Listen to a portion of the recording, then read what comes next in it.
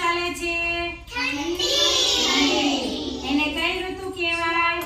શિયાળો. કઈ કહેવાય? શિયાળામાં શું થાય? ઠંડી લાગે એટલે આપણે બધા શું કરીએ? તાપણી કરીએ. જો બધા સ્વેટર પહેર્યું છે, મફલર બાંધીએ, ટોપો પહેરીએ, હાથ પગના મોજા પહેરીએ, હે ને? ભૂલી કાલે પહેરી નાખજો. ચાલો તો આપણે કાલે પહેરી નાખજો. તો શિયાળાનો આપણે આજે જોડકણો ગાશું, બરાબર? શિયાળે